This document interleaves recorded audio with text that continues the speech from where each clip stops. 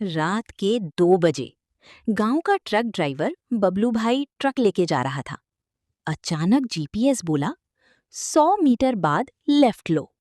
बबलू भाई ने लेफ्ट लिया और ट्रक सीधा खेतों में घुस गया। बबलू गुस्से में बोला, ए जीपीएस, रोड कहाँ है? जीपीएस बोला, रिकैलकुलेटिंग। तभी पीछे से गांव वाला चिल्लाया, अरे बबलू, तू मेरे गेहूं पे पार्किंग क्यों कर रहा है? बबलू बोला, भाई जीपीएस बोल रहा था शॉर्टकट है। अगले दिन जीपीएस ओएलएक्स पे बिक रहा था।